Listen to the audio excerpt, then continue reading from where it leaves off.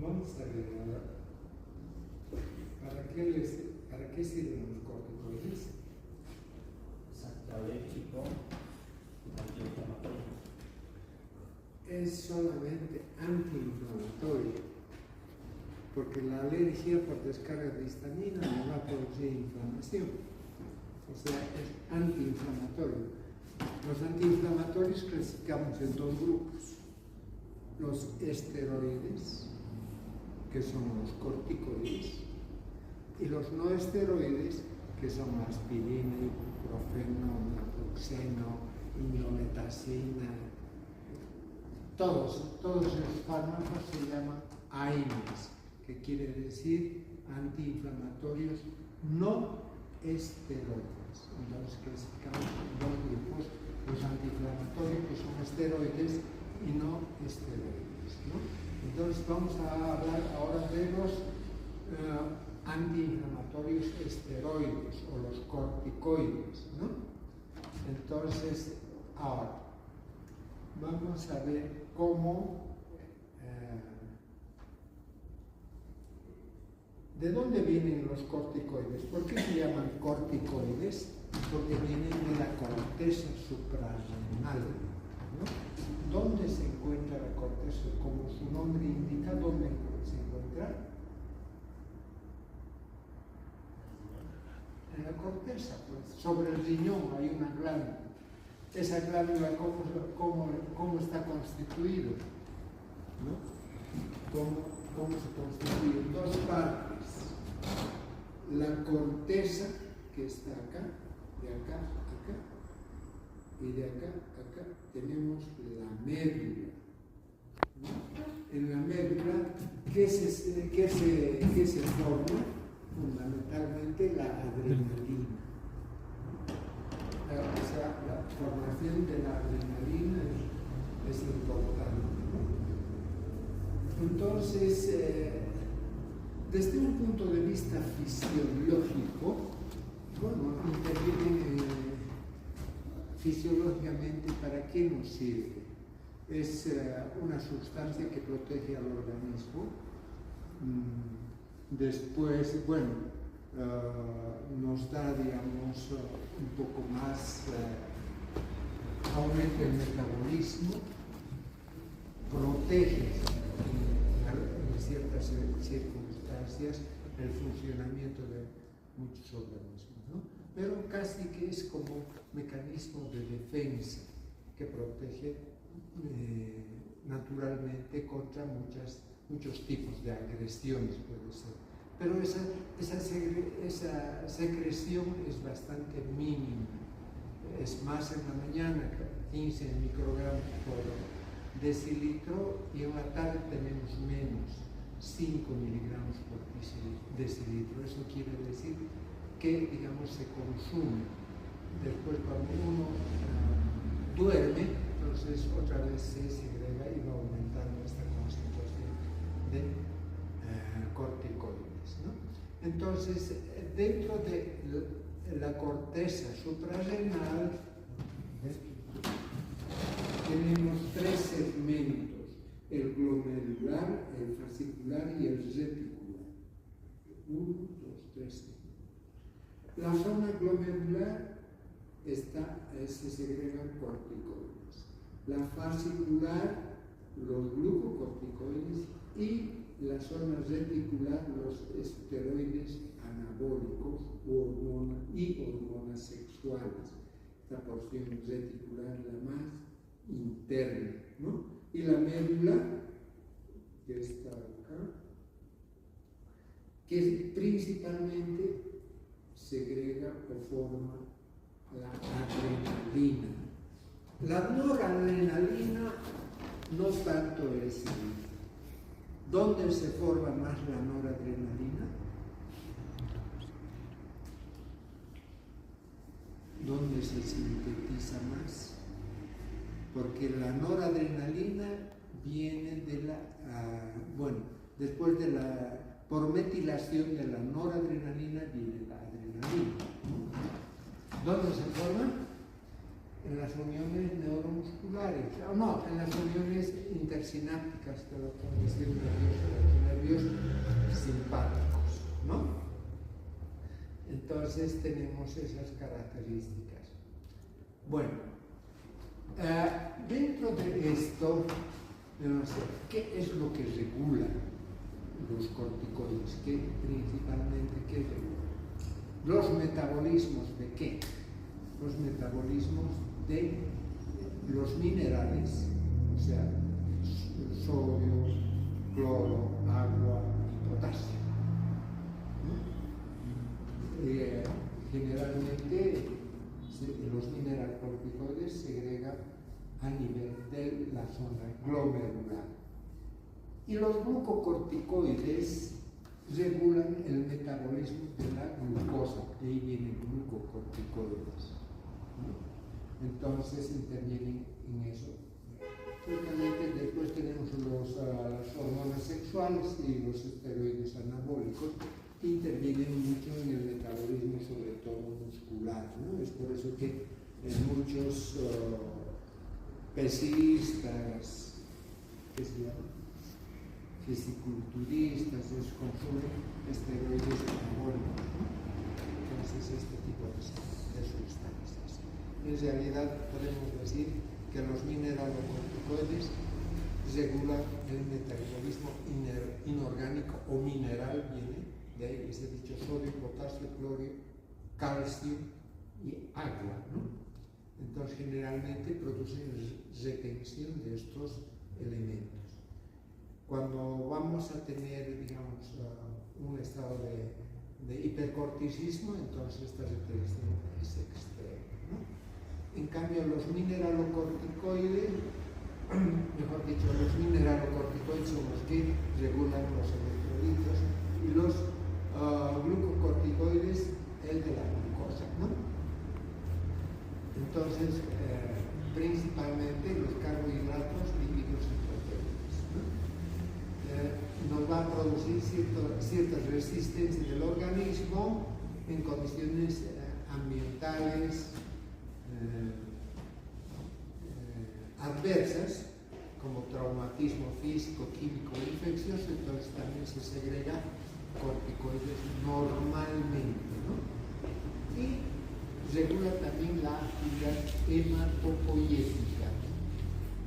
Al regular la actividad hematopoyética, nos produce, digamos, mayor cantidad de ¿qué?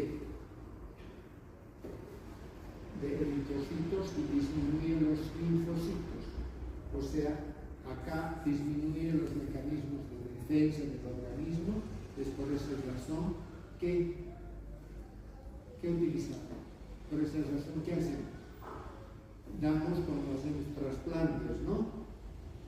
Heterólogos, o sea, de una persona a otra. Porque no todos somos iguales, somos muy diferentes, aunque seamos hermanos, tengamos la misma madre, el mismo padre, somos diferentes. Entonces, lógicamente que si es mi hermano mellizo, todavía podría, digamos, darme un riñón, había una compatibilidad total, ¿no? Pero si somos hermanos nomás, puede haber cierta, pero el organismo ve que es algo extraño y empieza a atacar. Entonces, cuando hacemos ese tipo de trasplantes de una persona a otra, que estudiaron, vemos que son muy compatibles, pero aún así, si le ponemos, rechaza el organismo, ¿no? Entonces hay que darle corticoide, ¿para qué? Para que no rechace ese trasplante. Por eso utilizamos, digamos, así altera, digamos, los órganos hematopoyéticos. El ritmo cardíaco también es alterado, ¿no? Tanto en el hipo como en el hipercorticismo. La retención, digamos, o la gran eliminación de potasio, ¿no? Como ocurre en el hipercorticismo, nos puede traer alteraciones del corazón, porque el potasio, digamos, es muy importante para la contracción de la musculatura cardíaca. Entonces, esas son las acciones principales reguladoras de los corticoides. Acá tenemos el riñón, aquí tenemos la glándula y acá tenemos la corteza, ¿no? Y acá tenemos el medio. ¿Entiendes? Muy bien. Ahora, ¿cómo se segregan los corticoides? En el lóbulo anterior de la hipófisis se segrega la ACTH. La ACTH aumenta la actividad glucocorticoide. Entonces, cuando el organismo necesita, se segrega ACTH y la glándula suprarrenal, ejecución cortical,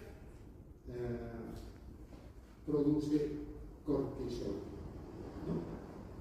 Ahora, esta glándula también está regulada por el hipotálamo, ¿no? Este hipotálamo segrega una hormona, aquí está la folículo estimulante, o también estimulante de corticoides. El hipotálamo nos va a hacer estimular al lóbulo anterior de la hipófisis, que nos va a producir aumentos de los corticoides. El exceso de corticoides va a disminuir el sistema inmunitario, que hemos dicho, va a disminuir a las linfocinas, tiene el lóbulo posterior inhibe la secreción de linfáticos, entonces, y por esta vía va a estimular al hipotálamo para producir mayor cantidad, o mayor cantidad de la hormona folículo estimulante y también de la hormona corticotrópica, ¿no? Entonces, el parasimpático aumenta y el simpático disminuye, ¿no? Las fibras adrenérgicas van a disminuir, digamos, la estimulación del hipotálamo, ¿no? También se llama la SLH, hormona corticotrofina. Muy bien. Entonces les he dicho que esta secreción es, ¿cómo es? Varía con el día. Al variar con el día, ¿qué se llama?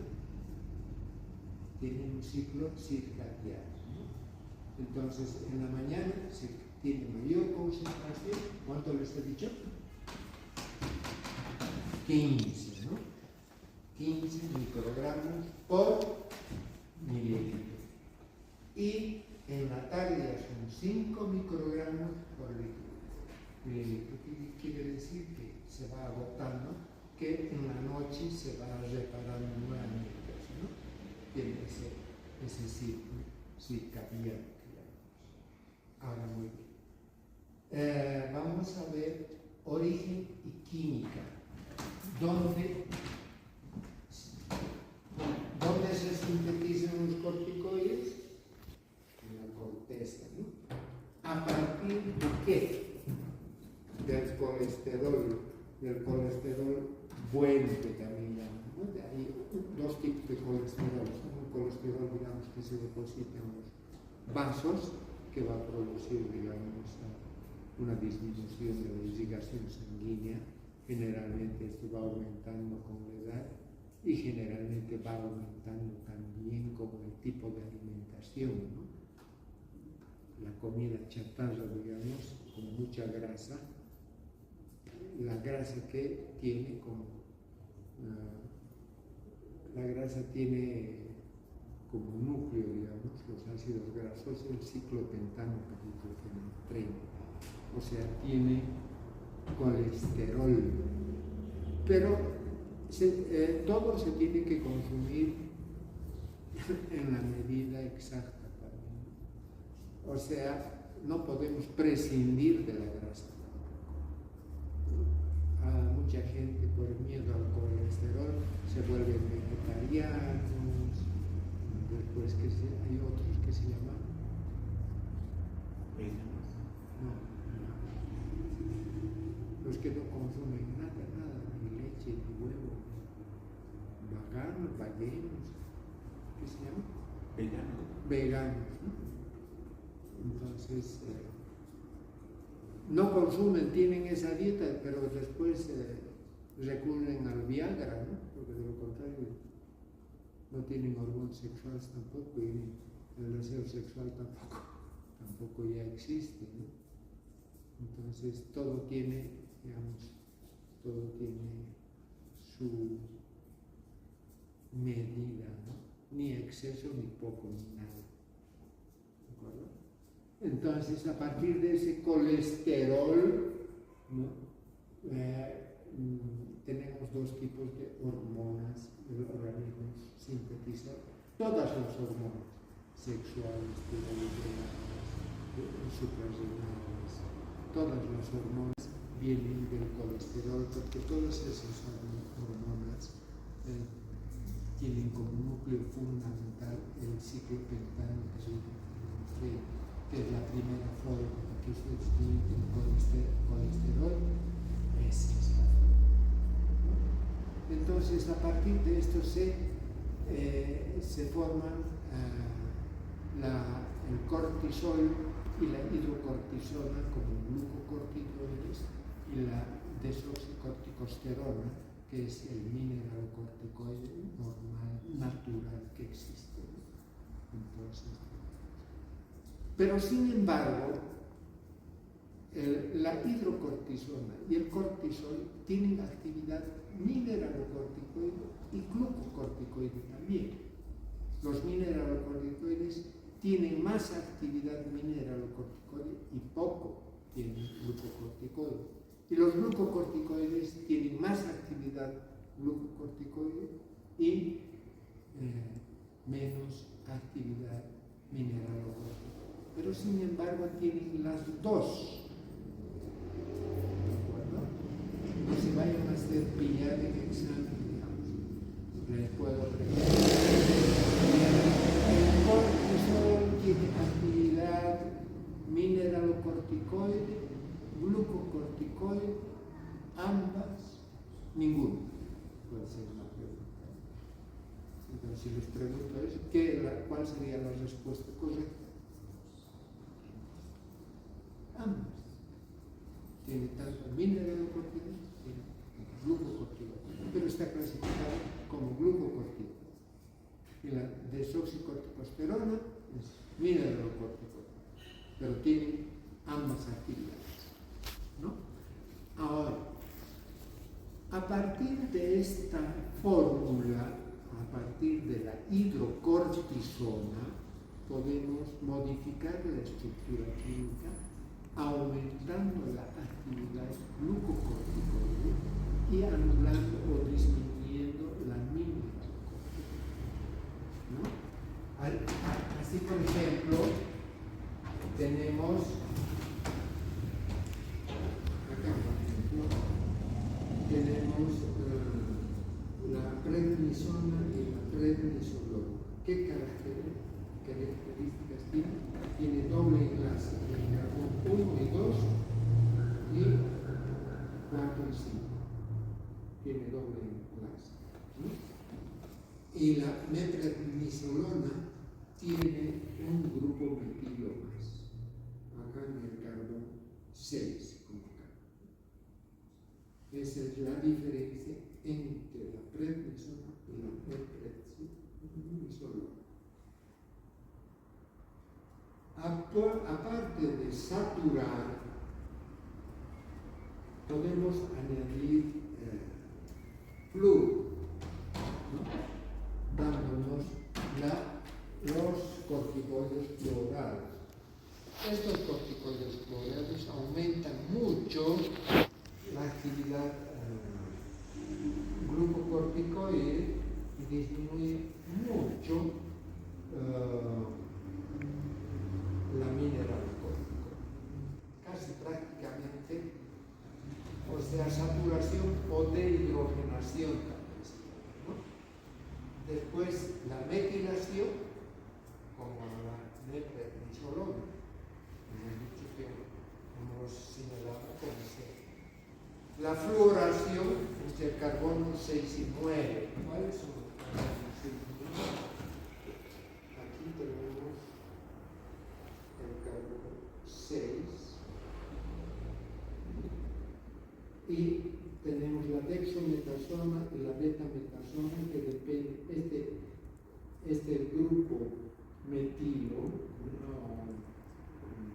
este grupo alcohólico, ¿no?, es reemplazado por un grupo carboxílico. En cambio, en la betametasona tiene flúor en el carbono 9, hemos dicho que puede tener en el carbono 6, es el carbono 6, el fluorado, o puede tener doble fluorado en el carbono 9 y en el carbono 6. Entonces, estos últimos corticoides fluorados tienen una actividad glucocorticoide muy potente y se anula totalmente la actividad mineralocorticoide. Pero son corticoides muy potentes que se utilizan generalmente por vía tópica, no por vía sistémica. Son muy potentes en cuanto a su actividad glucocorticoide, ¿no? Lo anula prácticamente la actividad glucocorticoide. ¿De acuerdo? Después, los mineralocorticoides, tenemos la aldosterona,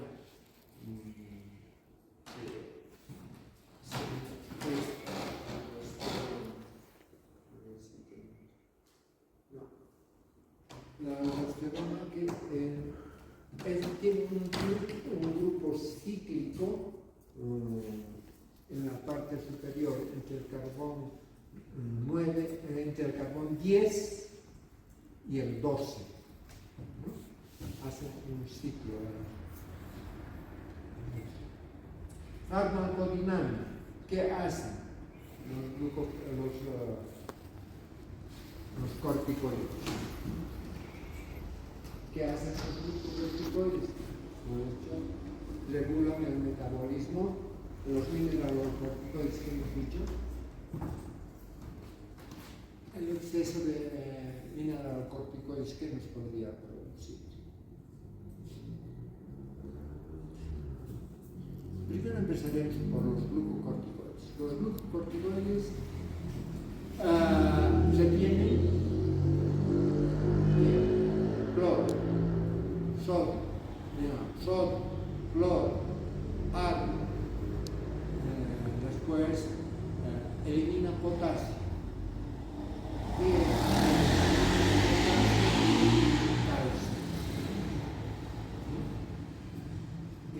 En cambio, estando al revés, o sea, cuando hay hipocorticismo, se elimina agua, sodio, cloro, ¿no? Se retiene potasio, el calcio no se multiplica mucho, ¿no? Entonces tenemos esa característica tanto de los mineralocorticoides como de los glucocorticoides, ¿no? Ahora, cuando alguien consume mucho corticoides, en realidad, digamos, se producen dos estados de enfermedad normales, ¿no? La falta de corticoides por algún problema de la glándula suprarrenal, no se segrega corticoides, entonces en ese caso hay un hipocorticismo que hay que administrar corticoides, ¿no? Entonces, cuando hay hipocorticismo y se dan corticoides, todo se normaliza, ¿no? O sea, el metabolismo de agua, sodio, cloro, calcio, potasio. En cambio, en el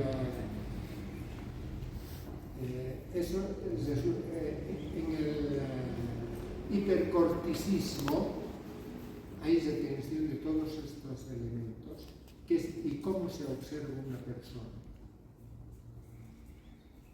Clínicamente, ¿cómo la ven a una persona que es reumática, digamos?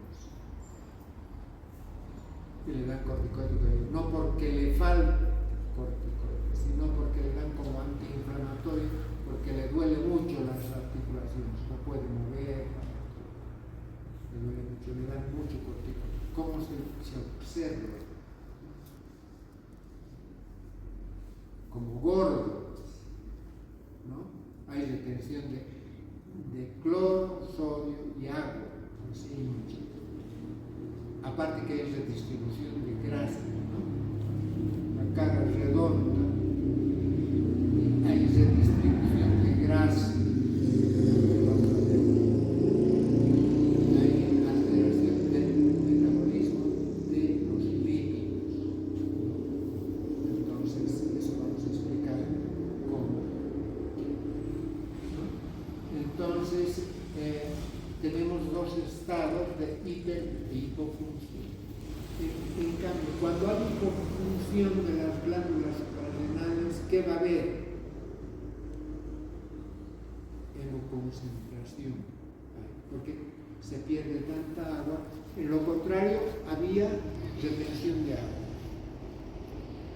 En este otro estado hay eliminación abundante de agua. Se elimina cloro, se elimina sodio, cloro y agua. Se retiene potasio, ¿no? Mucho potasio, que también altera el corazón. Entonces, cuando hay poco potasio, mucho potasio, entonces hay problemas de la contracción, alteración de la contracción del músculo cardíaco, ¿no? Entonces, cuando hay hipercorticismo, hay una enfermedad que se conoce como síndrome de Cushing. Y cuando hay hipofunción de la glándula suprarrenal, hay una enfermedad que se llama la enfermedad de Addison. En estas personas son oscuras. ¿Por qué? Porque hay hemoconcentración, poco líquido en la sangre, la sangre se espesa, por eso decimos hemosangre concentración, ¿no? Como no hay agua, se concentra, ¿no? La piel se hace oscura, negruzca, alteraciones cardíacas, alteraciones de la contracción muscular, hay pesadez, etc., ¿no? Entonces, esa es la acción de los mineralocorticoides. Entonces, hipernatremia, hipercloremia. ¿En qué caso? Exceso de potasio, mucho cloro, mucho sodio, ¿no? Eso quiere decir la hipernatremia, hipercloremia. Ahora vamos a ver cuál es el mecanismo de acción. Los corticoides se unen a receptores, pero ¿dónde están esos receptores? A nivel de células, en el interior de las células. O sea, entra el corticoide acá. Entra el corticoide, el esteroide, y aquí está el receptor. Este receptor con el corticoide se unen y entran al núcleo de la célula. Y en el núcleo de la célula está el DNA. ¿Qué regula el DNA? ¿Y cómo está regulado el DNA? El DNA es el encargado de producir proteínas específicas a través del ácido ribonucleico mensajero y de transferencia. hay otro RNA que es del ribosoma, pero principalmente en la síntesis proteica. Por eso hay muchos antibióticos que inhiben esta síntesis proteica de la bacteria.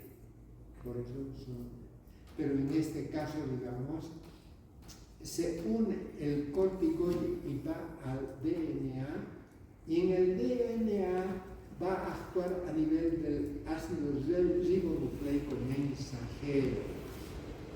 ¿Cómo es el ácido ribonucleico mensajero? El DNA es así, el RNA es así, se separa. Esta separada tiene codones, cada codón tiene tres elementos, los cuales indican qué aminoácido tiene que tomar, dependiendo de cada codón. Entonces agarra, digamos, a la niña, hay un codón especial, que solamente es el codón agarra. Entonces, estimula la producción de proteínas especiales con actividad antiinflamatoria. Es la forma de actuar de los corticoides, ¿no? Y esto, ¿dónde se produce? Generalmente, ¿en qué tipo de células? En las células linfocitarias principalmente. ¿De acuerdo? Entonces, ahora tenemos dos tipos de receptores. ¿Cuáles serán? Los receptores que se conocen con el nombre MR1, receptor mineralocorticoide, quiere decir, y el otro GR2, que significa glucocorticoide.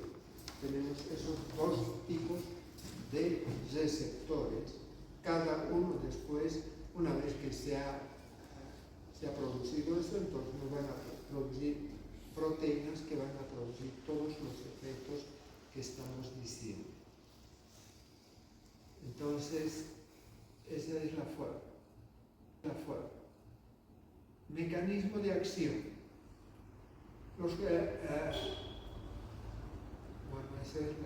En cuanto al mecanismo de acción,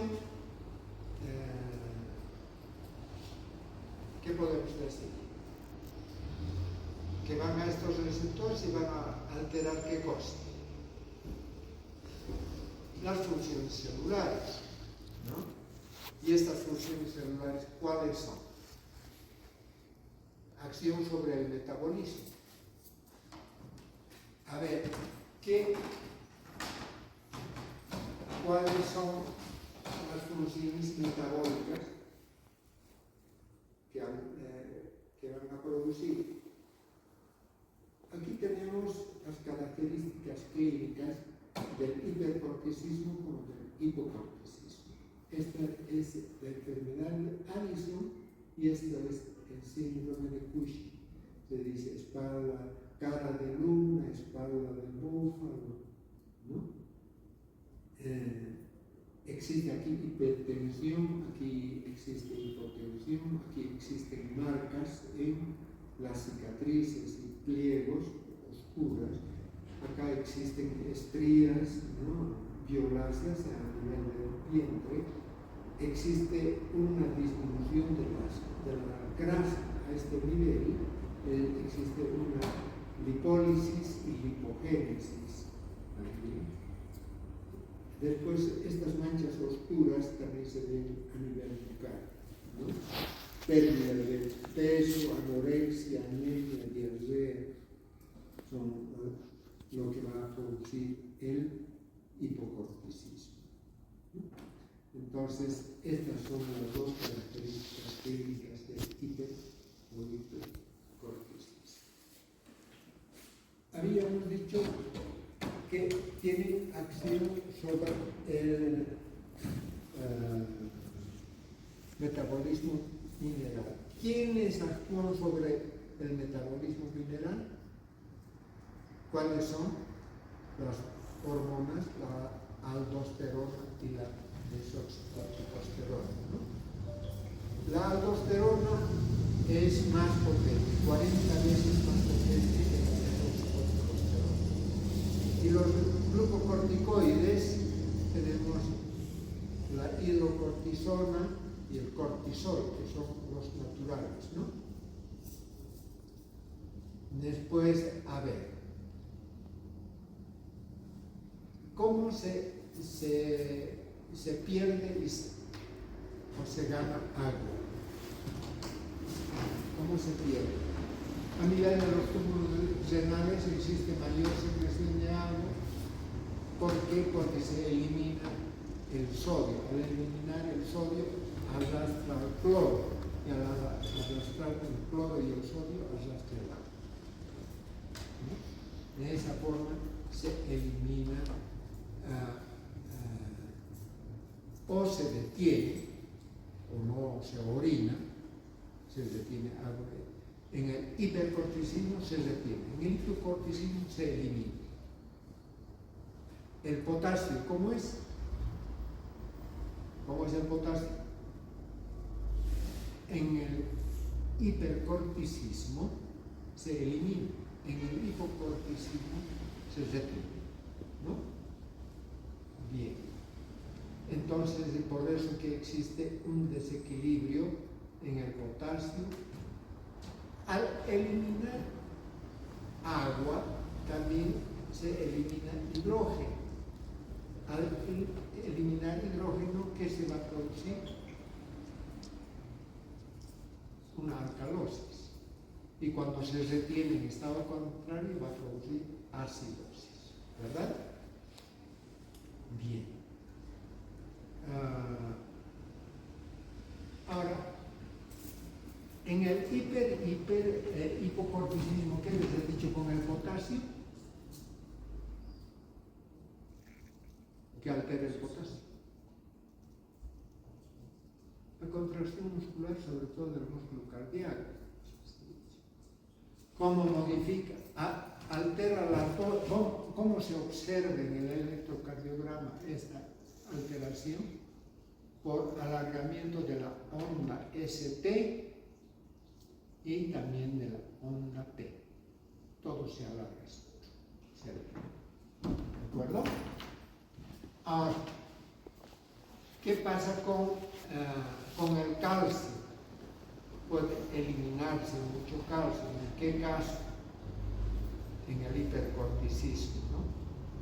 Entonces puede haber una eliminación de calcio y una disminución de la absorción, dándonos hipocalemia, ¿no? Se pierde calcio por vía renal y se retiene. Puede producir, en el hipercorticismo puede producir osteoporosis por eliminación de calcio. Muy bien. Acción acción glucocorticoide. La acción glucocorticoide, a ver, aquí tenemos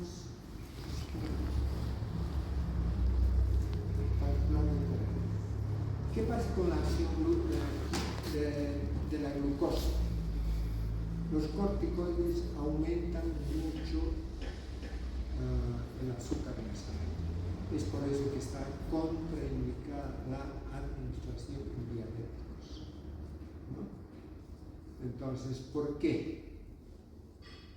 Porque, digamos, existen dos acciones sobre el metabolismo.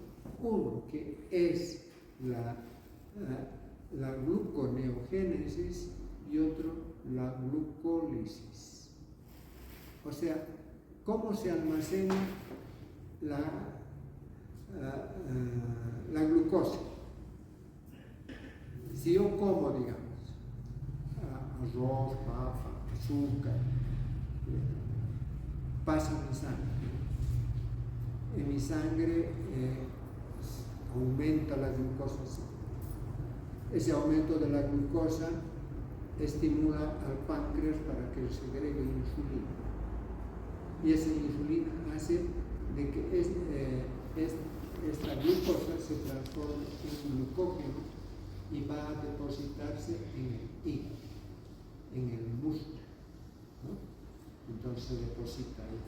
Y de ahí lentamente, porque la glucosa es fundamental para la función de todos los órganos, cerebro, riñón, músculo, intestinos, a nivel cardíaco. Todos es en base a energía que nos da la glucosa. Es por eso que nuestra alimentación es importante, digamos, en hidratos de carbono, con pan, arroz, en fin, todas estas comidas que tienen glucosa, ¿no? Entonces, pero si yo sigo comiendo, los depósitos de glucógeno en el hígado y en los músculos se saturan. ¿Dónde va? ¿Qué pasa? ¿Qué pasa cuando comen harto, no? ¿Qué pasa cuando comen harto? Comen. Gordos, engordan. Ese glucógeno se transforma, hay lipogénesis, entonces se forma grasa, ¿no? Entonces, ¿cuál es la función de la grasa? ¿Para qué sirve la grasa? ¿Para qué sirve la grasa?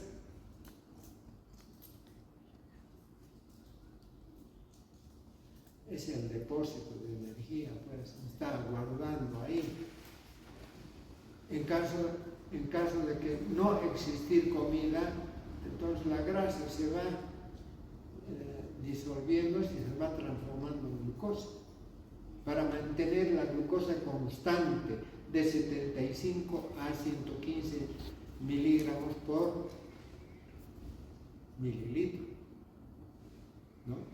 Es la constante. Por eso cuando un diabético tiene que tener control de la glucosa en sangre y no sobrepasar los 120, 125, etc. Es límite superior prediabético ya prácticamente. Normal es 90, 100, 80. Eso nos sirve para alimentar el organismo. Siempre. Por eso tiene que estar constante, sí. Entonces, cuando no hay comida y se tiene grasa, los osos que comen en el verano, pero engordan. Viene el invierno, no comen nada. Y toda esa grasa que han acumulado se va disolviendo y va manteniendo vivo ese organismo. Lógicamente que nosotros no podemos, ¿no? Podemos aguantar con un poco de agua, somos gordos, ir enflaqueciendo. Pero uno, en 2 patadas uno se chorrea. Se engorda y no se consume alimentos, no se recibe. Es por eso que hay algunas señoras y señoritas que son gordas. Lo único que tienen que hacer es no comer, no recurrir a diferentes cosas, ¿no? Hacer un régimen alimenticio exacto y punto. Recurren a anorexígenos. Es que la comida es como el alcohol, el cigarro, ¿no? Hay muchas personas no dejan de hacer funcionar las mandíbulas. Entonces, a ver, es por eso que cuando me vienen con su chupete, fuera del bote. Entonces, eso es lo que pasa con, digamos, ahora, cuando se introducen los corticoides dentro del organismo, se produce dos cosas, lipólisis y liponeólisis. Lipólisis, cuando se produce lipólisis, ¿qué hace? ¿Aumenta qué? La glucosa. La glucosa aumenta, la glucosa en sangre se eleva, entonces se segrega insulina. Y la insulina, ¿qué le dice la glucosa? Media vuelta. ¿No? Si hay tanta glucosa en sangre, la insulina media vuelta.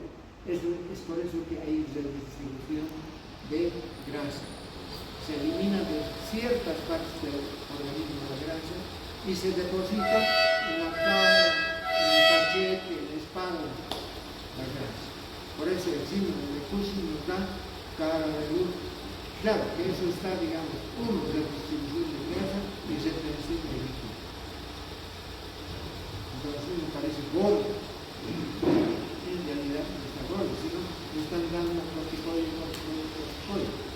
Pero sin corticoide en enfermedades autoinmunes, sea por fuera de la naturaleza, en el gluten, después en la hepatitis autoinmune, en la artritis, existen otras enfermedades más que son autoinmunes.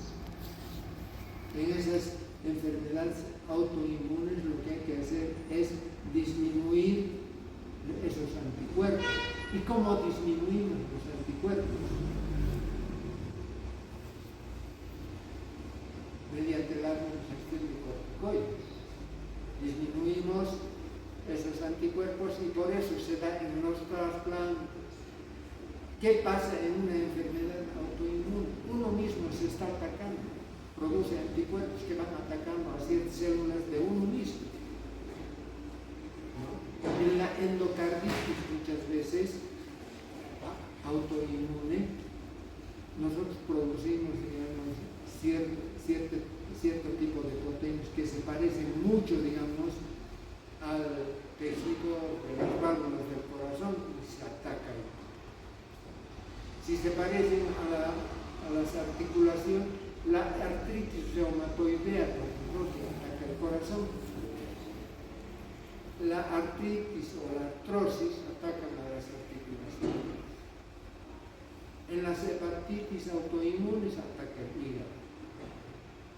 Y podemos producir anticuerpos que ataquen a nuestro organismo los vasos linfáticos, en el lúpus, ataca, destruye, se hace úlceras, etc. ¿No? Entonces, en esa forma actúan los corticoides. Ahora vamos a ir por sistemas. A nivel gastrointestinal, ¿qué va a producir? Secreción abundante gástrica. Hay que tener mucho cuidado en la administración de los ulcerosos también. Entonces, eso.